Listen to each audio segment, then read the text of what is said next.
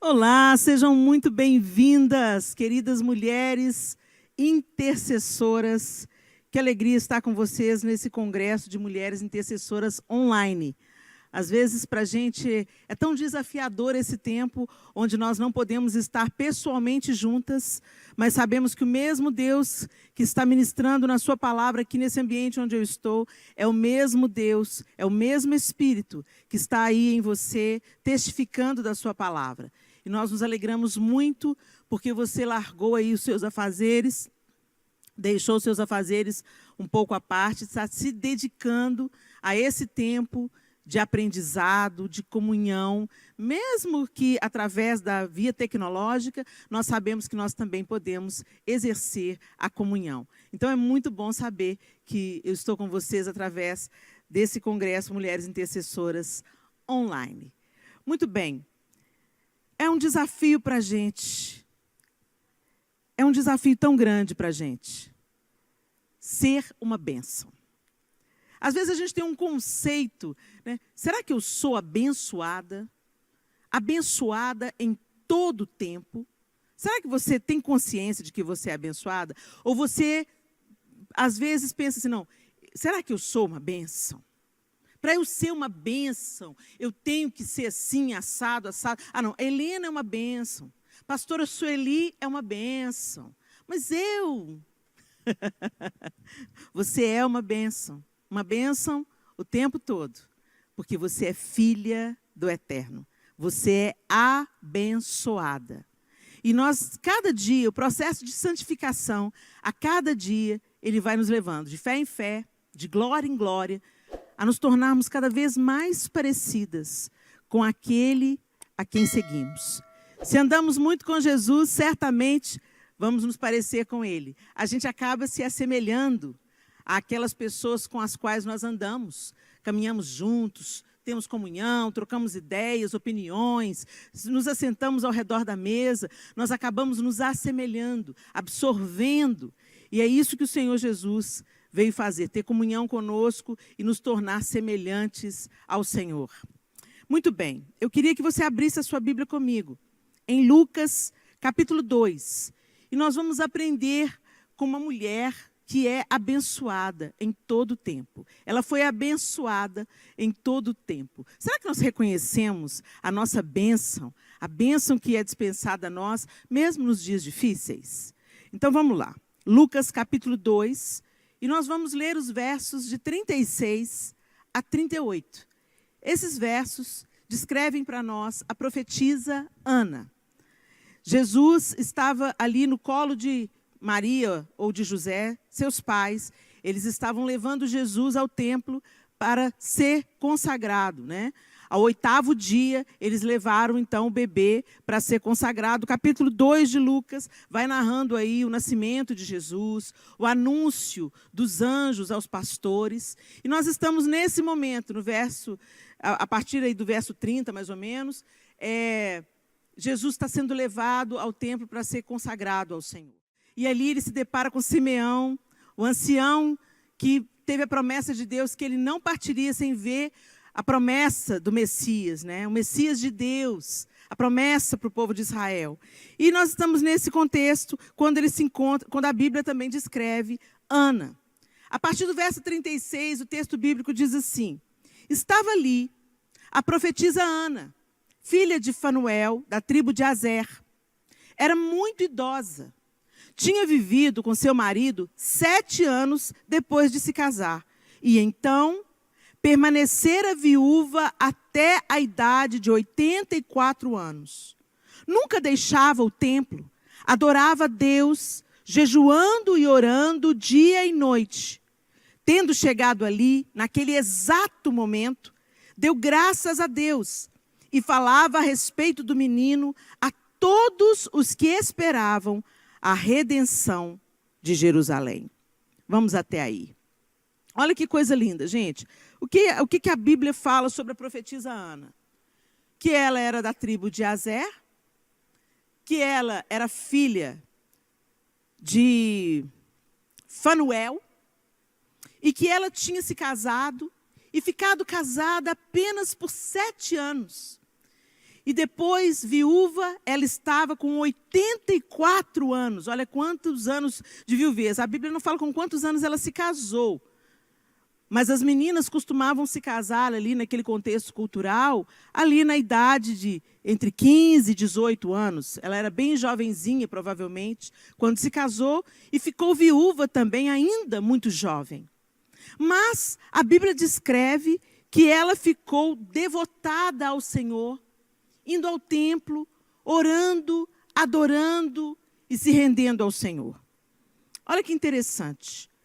Helena, uma mulher abençoada todo o tempo, que ficou viúva, com só 7 anos de casada. Depois nem se casou de novo, Helena. Continuou viúva para o resto dos seus dias. Virou uma beata. Talvez você pense assim, né? Virou uma beata. Só ficava no templo, adorando, orando, jejuando. Ai, que vida mais ou menos. Será? Será que é uma vida mais ou menos? É interessante, gente, que quando a gente vai pesquisar os ancestrais, né, de Ana, da profetisa Ana, a tribo de Aser é um dos 12 filhos de Jacó, no caso aí com Zilpa, serva de Lia, que era esposa de Jacó.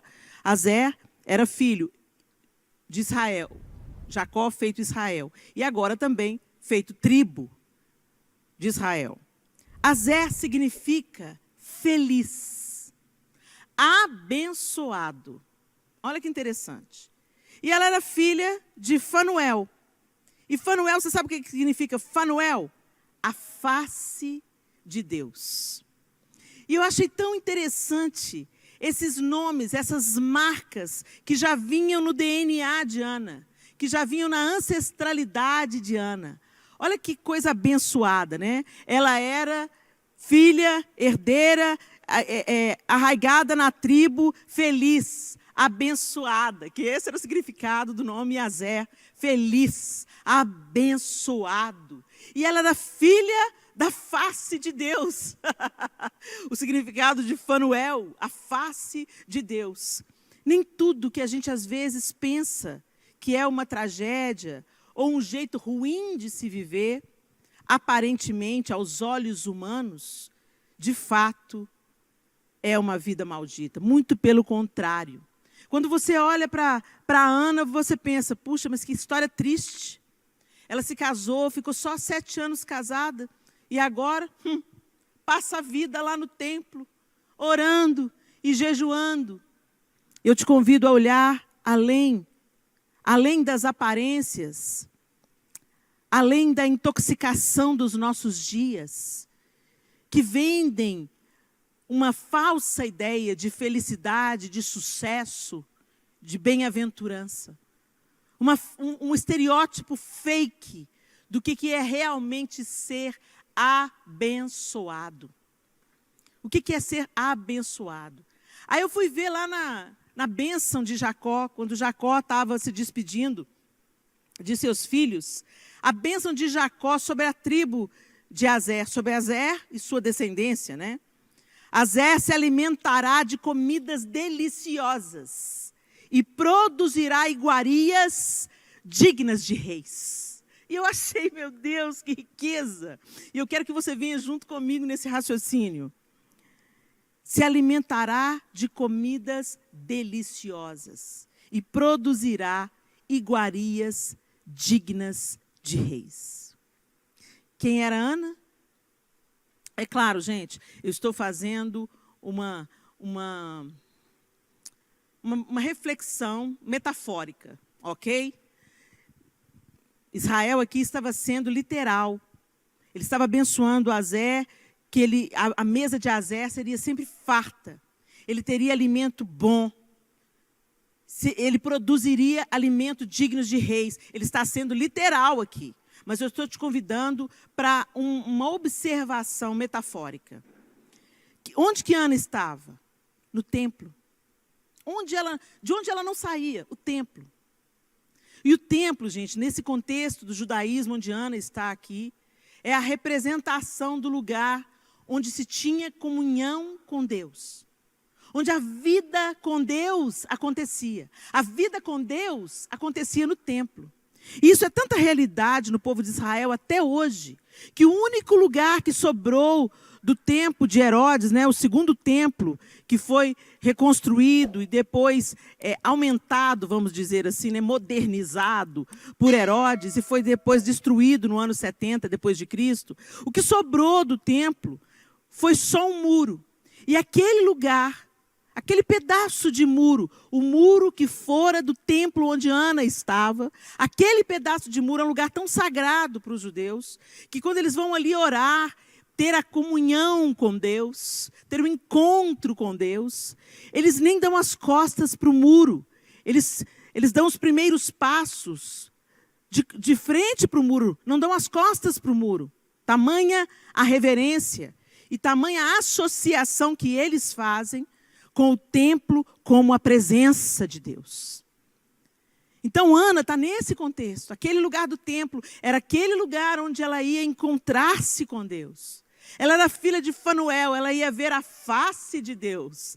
Ela estava ali vivendo a vida, no centro da vida religiosa, ou no centro da vida de comunhão com Deus. Vamos chamar assim, que hoje a palavra religiosidade tomou um sentido tão pejorativo nos nossos dias. E o que a gente faz, gente, na presença de Deus? A gente tem o melhor alimento. O melhor alimento nós recebemos das mãos de Deus. A sua bendita palavra, o seu ensino. Não é assim? Nós recebemos pão. Pão. Belém significa a casa do pão. Pão, pão da vida. Jesus disse, eu sou o pão da vida. Então, o alimento, o melhor alimento, onde ela se alimentava, onde ela se nutria espiritualmente? Em Deus. Ela era viúva, gente, há vários anos, vários e vários anos. Idosa, que passou toda a sua juventude, sua meia-idade, e agora sua velhice, seus dias finais, se banqueteando à mesa do Senhor. Ela nunca deixava o templo, o lugar do relacionamento. O texto também nos diz que ela adorava dia e noite. Dia e noite. Gente, a adoração, Deus procura adoradores, não é isso que Jesus disse lá em João capítulo 4? Que o Senhor procura adoradores que o adorem em espírito e em verdade. Adoração no nosso dicionário é amor extremo. E amor extremo, gente, ele se traduz não em palavras, em declarações de amor. Amor extremo se traduz em atitudes. Porque eu amo extremamente, eu sirvo, eu cuido. Eu dou satisfação. Eu não quero dar preocupação, eu não quero ser um peso. Eu quero levar alívio, eu quero levar alegria. Porque eu amo extremamente. A adoração, ela se reflete numa vida que serve a Deus, uma vida que obedece a Deus, uma vida que confia em Deus. A gente está correspondendo ao amor de Deus quando adoramos. E eu quero enfatizar isso, a adoração não é só os ritos de adoração que a gente conhece, como música, como orações temáticas, ou como... Não, vida de adoração se traduz em gestos, em atitudes, em pensamentos, em escolhas. Uma vida de adoração em espírito e em verdade.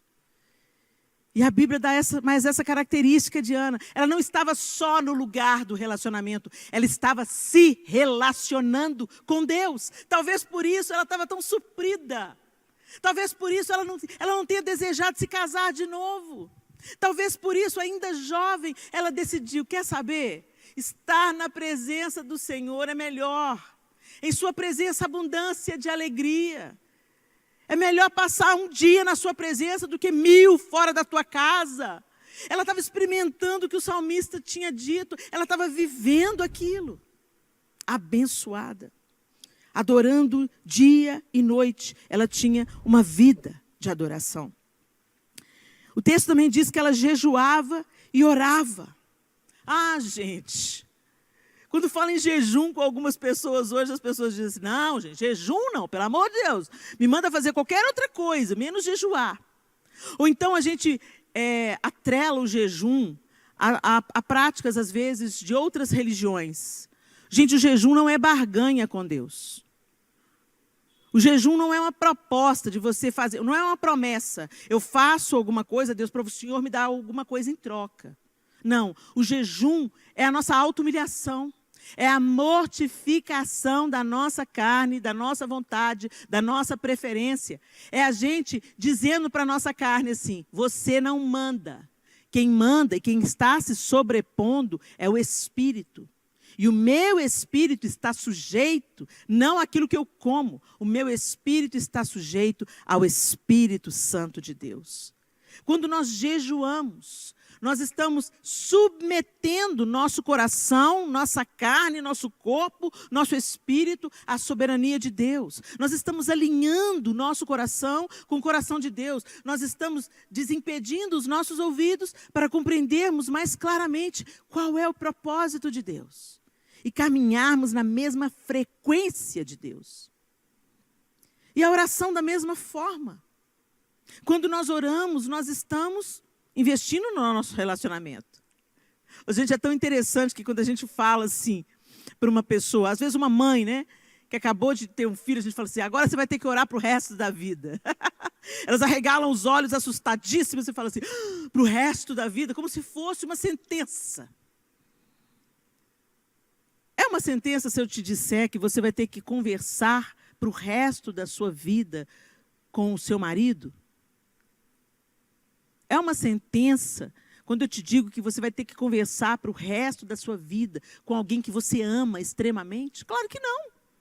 Você quer conversar e conversar e conversar e compartilhar os sonhos, os projetos e contar todas as novidades e voltar correndo para casa e dizer, meu bem, eu quero te contar o que aconteceu hoje. Não é assim? Às vezes você não é casada, mas você tem esse relacionamento assim com uma amiga querida, com a sua mãe, com seu pai. A gente sempre quer gastar horas conversando com quem a gente ama. Talvez essa seja uma das dores mais agudas da separação pela morte. É que a gente não vai mais poder conversar.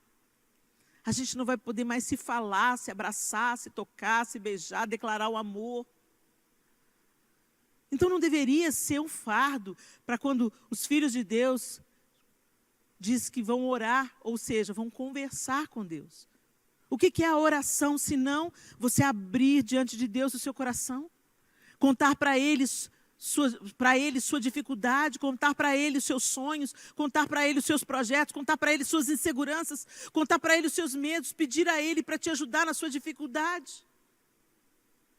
Orar por você, orar pelos outros, orar pelos seus filhos, orar pela sua vizinhança, orar pela sua nação. Conta para Deus quanto essa nação precisa dEle.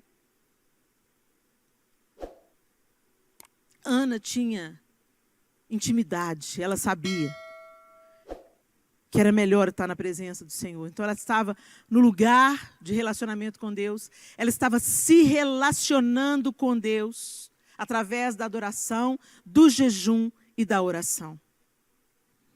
Ela estava no lugar certo para ser testemunha da grande promessa de Deus. Ela estava no lugar exato para contemplar com os olhos dela a maior bênção de todas. Jesus Cristo estava sendo apresentado a Deus, consagrado ao Senhor. Ela pôde contemplar naquele bebê o cumprimento da promessa. Ela, como profetisa, sabia bem o que isso significava. E ela não parou por aí, gente.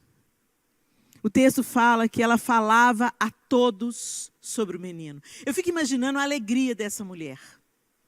Dessa mulher pegando o bebê assim do colo de Simeão e levando ali diante das pessoas. Olha a promessa de Deus, eis aqui a promessa de Deus. As pessoas talvez pensando, está doida, essa mulher realmente já está idosa. Mas ela sabia o que os olhos dela estavam contemplando. Por quê? Porque ela estava em conexão com Deus. E é aqui que eu quero falar com vocês, minhas amadas irmãs. Será que nós estamos na mesma frequência em que Deus está? Será que nós estamos conectadas com Deus nesse tempo desafiador que nós estamos vivendo? Será que nós estamos olhando para as nossas circunstâncias, sendo varridas de um lado para outro por ideologias políticas? Como se nós não tivéssemos um Deus?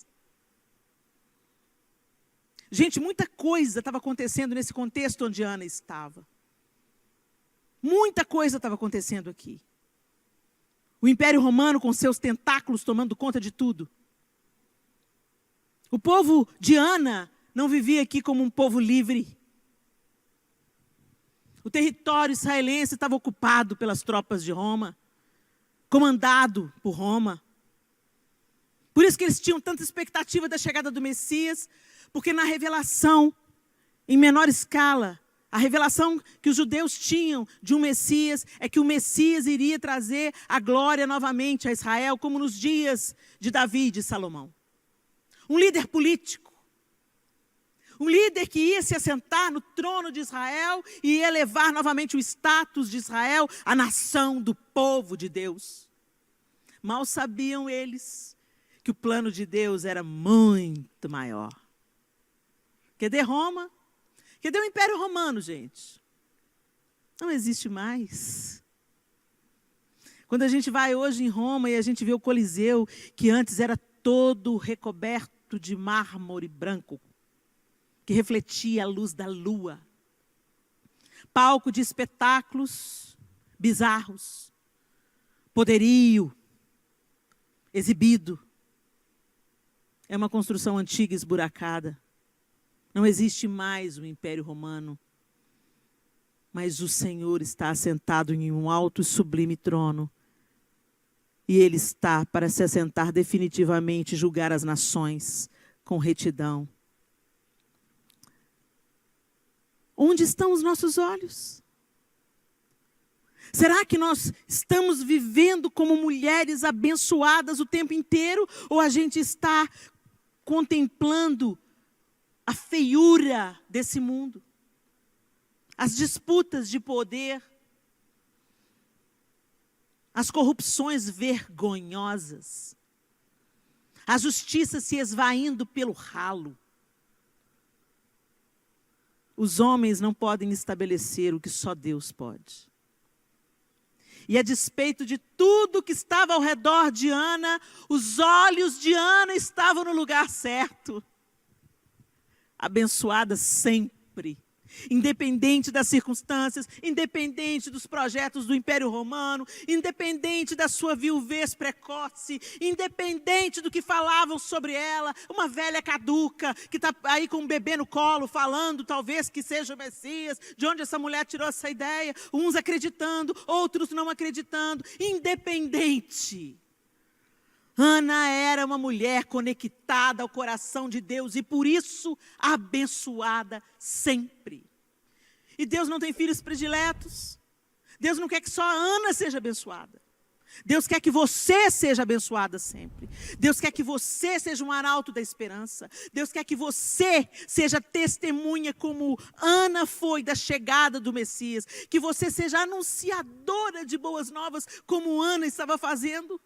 Ela estava contando a todos que estavam ali no templo sobre o menino. Que privilégio! Ela estava no lugar certo, na hora certa, testemunhando e propagando. É chegado o tempo.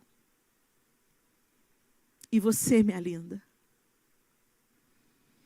Onde você está?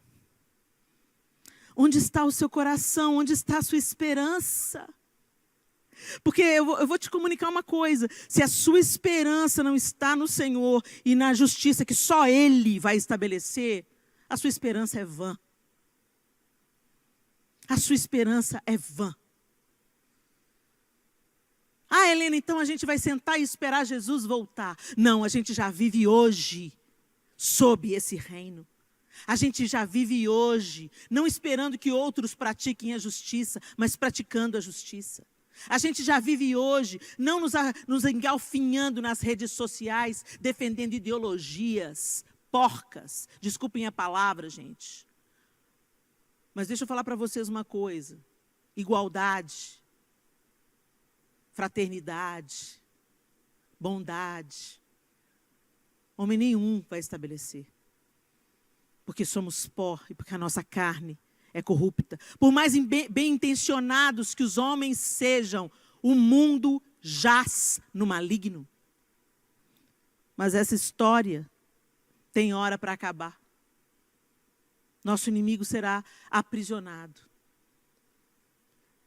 Mas enquanto ele não é aprisionado, nós não andamos segundo os preceitos de Satanás. Nós não andamos dançando a música que ele está tocando, da desesperança, da vergonha, da corrupção, da injustiça, da falcatrua, do engano, da mentira.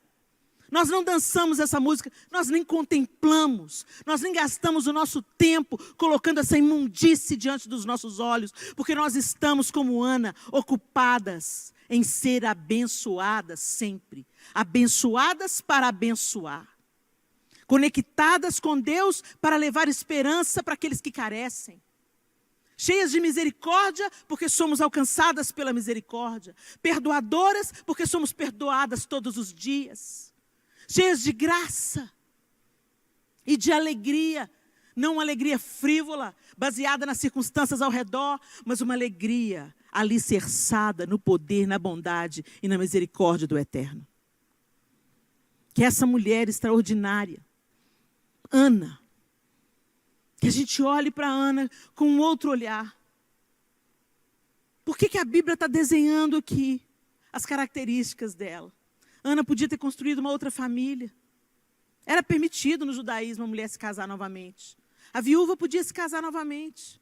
Nesses 7 anos, a Bíblia não menciona se ela teve filhos, mas eu acho pouco provável que ela tenha tido filhos. Porque ela gastava todo o tempo, ela investia todo o tempo dela, nunca deixava o templo, diz o texto, adorando a Deus dia e noite, em jejum e oração. Ela estava no lugar certo, ela estava no posicionamento, em comunhão com Deus. Hoje, nós não precisamos estar na igreja o tempo todo, dia e noite. Por que não, Helena? Porque a presença de Deus está mais próxima a nós, pela pessoa de Jesus e pelo poder do Espírito Santo que habita em nós. Então hoje você não precisa de ir na igreja para falar com Deus. Hoje você fala com Deus. Você não precisa de ir no templo para falar com Deus. A igreja é muito importante. Lugar de comunhão, lugar de partir o pão, lugar de testemunharmos Jesus, de aprendermos, de nos alimentarmos de Jesus. Essa história de eu vou ser crente sozinho na minha casa, gente, desculpa, mas isso aí é desculpa para a sua intolerância com o outro. É coisa que precisa de ser tratada no nosso coração. É falta de humildade. Quando a gente acha que igreja nenhuma é boa o suficiente para a gente, e que a gente tem um cristianismo superior, isso é uma evidência de arrogância no nosso coração. A igreja local, ela nos humilha. A igreja local nos coloca na nossa posição de sermos servos uns dos outros, de nos sujeitarmos uns aos outros. Ana estava ali no templo, porque aquela era a realidade da Ana, do judaísmo e de tudo aquilo. Mas agora, Jesus veio, Jesus morreu, Jesus ressuscitou, Jesus nos reconectou com Deus, nos deu o Espírito Santo, que nos habilita a viver uma vida na presença de Deus, abençoada sempre. Abençoada no trabalho, abençoada na sua casa, abençoada nas tarefas que você desempenhar, abençoada cozinhando, abençoada lavando, abençoada dirigindo uma empresa, abençoada cuidando de doentes, abençoada sempre, porque a presença de Deus vai com você. Que nos venha essa consciência da presença.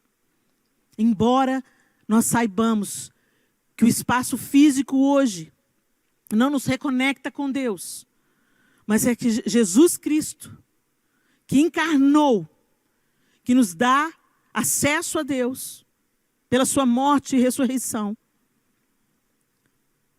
Embora a gente saiba isso, entenda isso com o nosso intelecto, nós precisamos urgentemente de termos consciência dessa presença no nosso dia a dia. Deus está. Deus está quando eu estou cozinhando. Deus está quando eu estou trocando fraldas. Deus está quando eu ergo as minhas mãos para Ele em adoração. Deus está quando eu abraço meu marido na intimidade do casal. Deus está. E Ele merece ser reverenciado, adorado, adorado. Adorado. Adorado. Adorado, adorado, na vida, adorado, em cada gesto, em cada atitude, adorado. Adorado nas conversas, adorado nas postagens, adorado nos comentários, adorado. A vida de um adorador não se dá na igreja ou em cima de uma plataforma. A vida de um adorador se traduz na simplicidade cotidiana e ordinária do dia a dia. Deus é glorificado nas pequenas coisas do dia a dia. Em espírito e em verdade. Digno é o Senhor, porque foste morto, e com o seu sangue compraste para Deus gente como nós, gente como eu. E para o nosso Deus nos fizeste ser reis e sacerdotes para governar e ministrar a cura sobre toda a terra. Cordeiro de Deus, amado Senhor, o desejado das nações, adorado, adorado, adorado, adorado, o desejado do meu coração, Cordeiro de Deus, amado Senhor, o desejado das nações, adorado, adorado, adorado, adorado, o desejado do meu coração, adorado, adorado, adorado, adorado, o desejado do meu coração.